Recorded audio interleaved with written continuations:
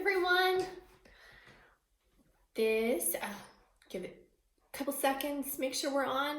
This is Dr. Hunter, and today I'm coming with you some really quick tips and tricks for improving your sight reading.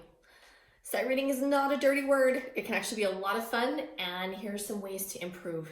Number one, know your goal.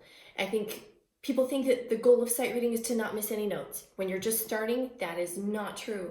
The goal of sight reading when you're just starting out should be to play from the beginning to the end with no stops.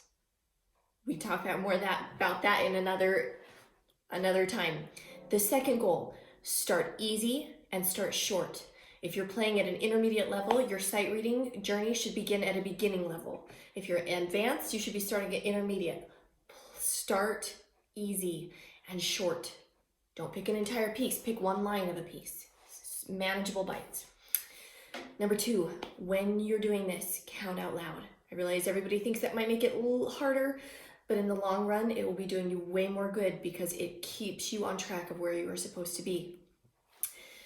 The next one, go slow.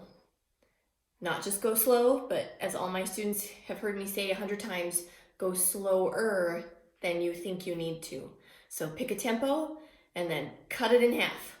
Slower than you think you need to. Next, we've got step number 5. Do not stop. Don't stop. Don't fix.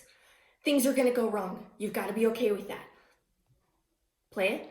If you played a wrong note, act like it wasn't a wrong note and keep going. That's your number one goal when you're starting a sight reading, is to get from the beginning to the end without any stops. Goal number 6. This is piano-centric, but as a pianist, don't look at your hands anytime that you possibly can. Going up and down does lots of things that are not good. Goal number 7, tip number 7, do it every day. Doesn't need to be long, doesn't need to be complicated. 5 minutes is enough, but just like any tip or any skill that you're trying to learn, it needs to be done consistently every day. So thanks for joining me. These are just a couple quick tips and tricks. If you want more in depth, I will post a link to a YouTube video in the comments where you can see a much more in-depth about all of these different steps on how to sight read, ways to improve, and different things that can help you become the sight reader that you want to be. Thanks for joining me. That's it.